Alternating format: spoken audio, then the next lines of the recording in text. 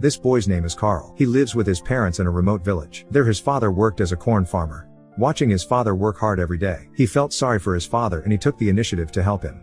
At first his father did not allow it. He said Carl should focus on studying and playing like other kids. But because he kept insisting, his father finally allowed to help him. A few years later, Carl has grown up. While working in the garden, suddenly his mother came to tell him to get ready. It turns out that today is Carl's departure day to take part in the United States Naval Military Training Selection. At the moment of their separation, his father asked him to promise never to return to the village again. Sad though, his father still had to say those words because he wanted his son to be able to focus on work and become a successful person in the city without having to think about his family.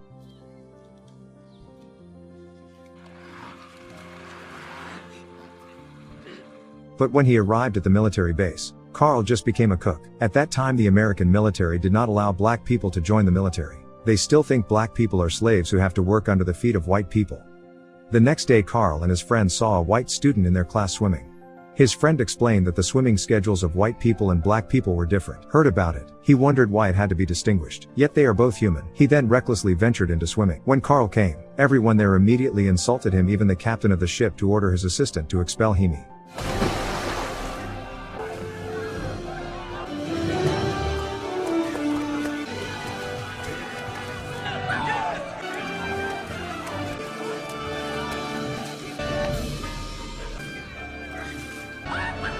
As a result of the incident, he was locked up in the punishment room. When the captain of the ship came, he said he was impressed by Carl's swimming speed. The captain then put him into the rescue swim team. Hearing that, Carl was very happy. He then immediately wrote a letter to notify his parents. The next day saw a helicopter crash in the middle of the sea. Panicked, the ship's captain immediately ordered a diver to save the helicopter pilot. After a long wait, the diver finally made it out. The diver's name is Chief Sunday. He is one of the divers with the rank of Master Chief in the Navy. Master Chief is the highest diving team. Unfortunately, even though the pilot was successfully evacuated, but his life could not be saved. Then a second diver descends to rescue the co-pilot who is still in the sea. Here one diver can only save one person, because in that year the diver's clothes weighed more than 200 kilograms. Time for the second diver to go down. The safety rope broke, causing the diver to immediately fall to the bottom of the sea. Chief Sunday then desperately jumps in to save him without wearing a wetsuit. In the end they both managed to survive. As a result of the incident his lungs were badly injured and he was admitted to the hospital. The doctor also forbade him to dive again until he was completely healed. Heard the doctor's verdict, he was so frustrated and he made a fuss there. The next day he was tried to account for yesterday's commotion. In the trial the entire military navy was present, including Carl. The captain then decided to demote him to coach the dive team. When the trial is over, Carl goes to the captain and asks to be allowed to participate in diving training at headquarters. He said he was amazed to see Chief Sunday's rescue yesterday, and now he is determined to become a savior like Chief Sunday. Seeing that strong determination, the captain's heart melted and he allowed him to switch divisions from the swimming division to the diving division. The next day, he arrived at the training camp. When giving the letter of duty to the guards looked confused because so far no black person had ever been allowed to enter the Marine base. It wasn't long before Chief Sunday came out. It turns out that he will be the coach at the dive camp. Carl then says the purpose of coming there, but Chief Sunday instead mocked him by saying that the black man did not deserve to be a diver. Black people just deserve to be cooks. Hearing his insult, Carl could only be silent and patient. After Chief Sunday left, he remained waiting at the gate until evening. When Chief Sunday returns, he was sick of seeing Carl still outside the gate. He then drove him back to his village. But Carl refused and said that he had promised his father that he would definitely become a member of the Navy. See his determination. He then finally let in.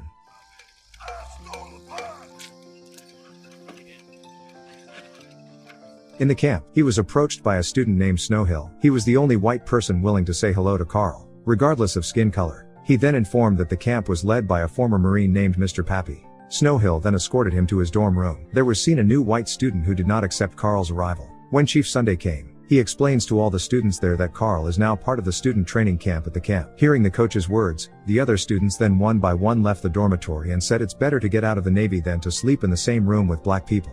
Until only Carl is left with Snowhill. At night he forces Carl to get up and drags him out. Even watered it and said that from now on Carl should know the position. He doesn't deserve to be lazy. Because Chief Sunday accepts black people, his name is now tarnished. Carl there, only able to survive the torture of the coach. The next day Carl's first training begins. Chief Sunday explained that in this first exercise there would be a lot of people failing because swimming and diving are two different things. He who knows Snowhill is the best swimmer in his hometown. Then he tests Snowhill diving skills.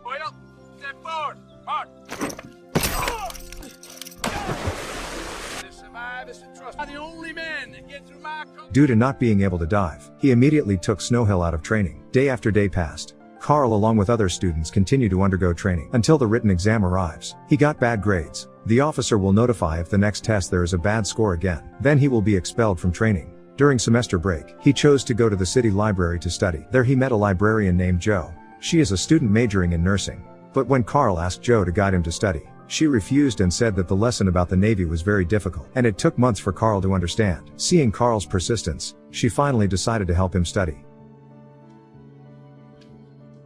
And finally Carl managed to get good grades.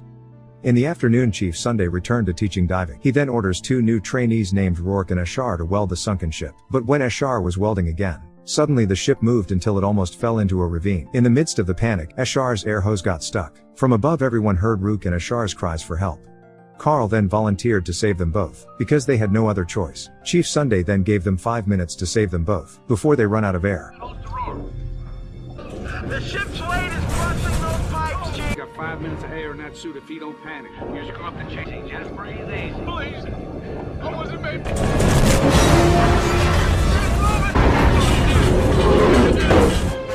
While he was rescuing them, a frightened Rourke ran away from Carl. He gets annoyed but he stays focused on continuing his mission of helping Ashar. Never doubted it. And after that Chief Sunday read out the award from the Navy commander, but the award went to Rourke instead. Even though Carl has been instrumental in saving the lives of his comrades, the commander still refused to acknowledge his services just because he was black. The other students who saw Carl's patience feel sympathy and slowly they begin to want to be friends with him. The next day he called his family in the village. On the call, his mother informed him that his father had died. Heard the news. He is so sad. His mother told him that his father purposely did not tell him about his illness so that Carl could still focus on studying and achieving his goals without worrying about his father's condition, who was seriously ill. He then asked Jo to come to accompany him. While waiting, Carl is approached by a woman. Turns out she's Chief Sunday's wife. Saw Carl cry. The chief's wife then said that they both had the same fate.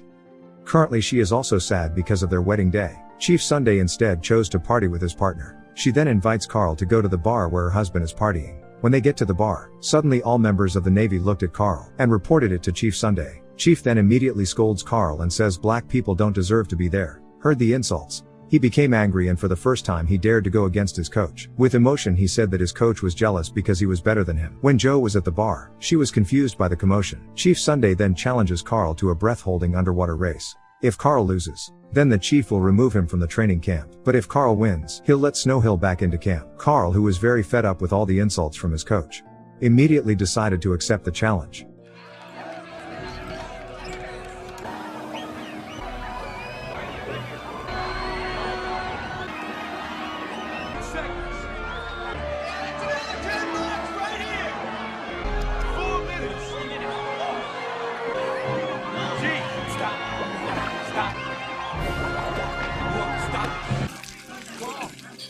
Carl finally won. Finished the match. Carl is confused as to why Jo is nowhere to be found. He immediately chased after her. He then asks why Jo left. She explained that the reason she came there was to say goodbye because she had been accepted for a job outside the city and was leaving tomorrow. Heard about it. He was taken aback. He then recklessly ventured to propose to Jo. He promised after graduating training later, he will definitely go to see her. The next day Mr. Pappy called for Chief Sunday. He asks Chief not to pass Carl in tomorrow's exam, no matter how. Mr. Pappy didn't want any black people to graduate from the camp, even though they both don't like Carl. But Chief hated the way Mr. Pappy abused his position for personal gain. Since yesterday's incident, he realized Carl was much better than him. But nevertheless he could not refuse the orders of the superiors. He then relayed the order to Carl.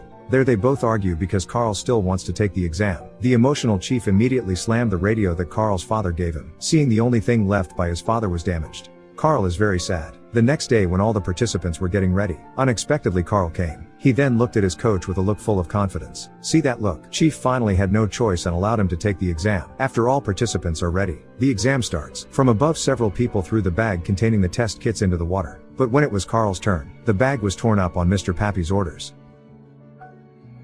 In the water, he knows nothing. He was still trying to find the equipment. Several hours passed. The participants one by one successfully completed the exam, until only Carl was left in the water. Mr. Pappy, who monitors the exam, then tells Chief to let Carl stay in the water until he runs out of breath. There he felt a dilemma. He couldn't refuse Mr. Pappy's orders because his career would be ruined. While Jo was at work feeling a bad feeling about Carl, she then rushed off to the exam venue. Until late at night Carl was still under the sea.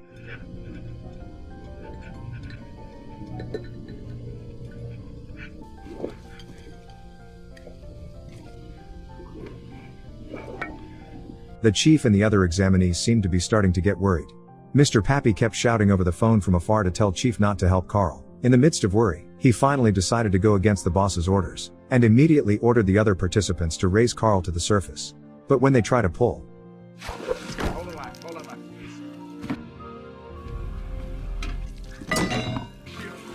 Almost there. Carl suddenly rose to the surface, and he passed. Call Brashear. Perfect assembly. The next day at the graduation ceremony, Snowhill came to camp to tell him the good news and the bad news. The good news is that the Navy has allowed him to take up diving training again. And the bad news is Chief Sunday has been fired for defying Mr. Pappy's orders. By passing Carl, there he could only be silent. He then packed his things on the bed. He was surprised to see that his father's radio had returned intact. He found out that Chief Sunday fixed it. A few years later, Carl is now a senior diver in the Navy. He is also married to Joe and has a son. Currently he is carrying out the greatest mission in the history of the United States, namely to find a nuclear bomb that sank on the seabed. The commander told him when the bomb exploded, then the power of the explosion can make an entire region completely destroyed. At first the commander doubts if Carl can complete the mission alone. But he again proved to everyone that he succeeded about his success. Carl's success was broadcast live across America. Carl, who used to be despised just because he was black, now he is a hero. The commander then ordered the other members to raise the bomb to the surface. But when the bomb was lifted,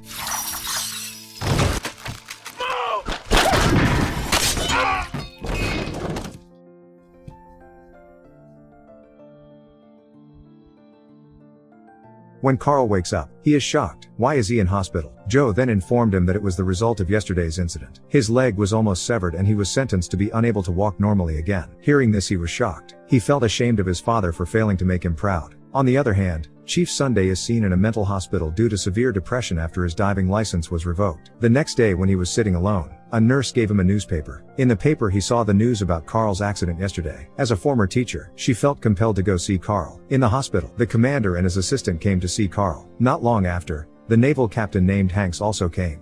There Carl begged to be allowed to return to work when he recovered. But seeing his current condition, Captain Hanks reluctantly stated that he would never be able to dive again. Hearing Captain Hanks' words, he then showed me a newspaper story about a proud Air Force pilot who only had one leg. He asked Captain Hanks to give him a few weeks to prove that he too was capable of carrying out the pilot's duties and becoming the pride of the Navy. He also asked the doctor to amputate his leg so as not to interfere with his mission. When all gone, Joe, who had overheard their conversation, immediately scolded Carl and opposed his overbearing desire. There Carl feels a dilemma whether he should give up on his dream and live a normal life with his small family or keep pursuing his dreams. After making up his mind, finally he chose to pursue his dream again.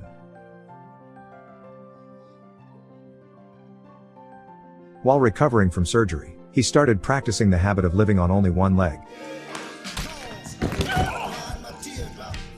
While practicing, Chief comes in and says that yesterday when he read the news about Carl, he felt that the fate of both of them was the same, namely that they were both slumped because they could not dive anymore. But as a former teacher, he knew who Carl was. In the eyes of the chief, Carl is a man who never gives up.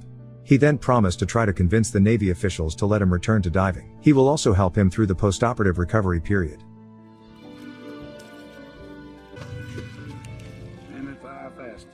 The day of the conference has arrived. Determination to determine the fate of Carl in the Navy.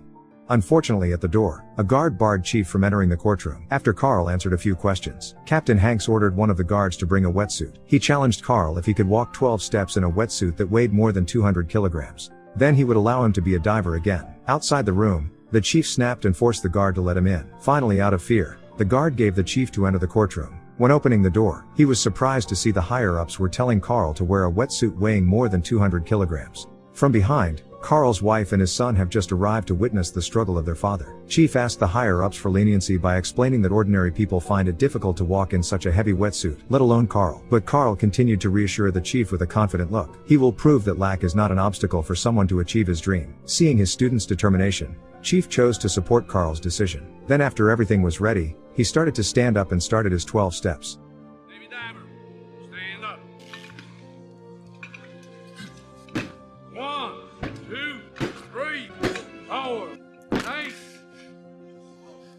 God damn it, Cookie, move your ass. I want my 12. 9, the Navy diver. Now you report to this line, Cookie. Howdy. He finally managed to complete his 12 moves. Seeing Carl's efforts, Captain Hanks and all the higher-ups then decided to agree to Carl rejoining the Navy divers. Suddenly the whole audience then stood up and applauded in amazement to see Carl struggle. In the midst of the festivities, the chief felt that his duties as a teacher had been completed. He then walked away and saluted. Final salute to the black student who has taught him a valuable life lesson, namely the determination to achieve his dreams.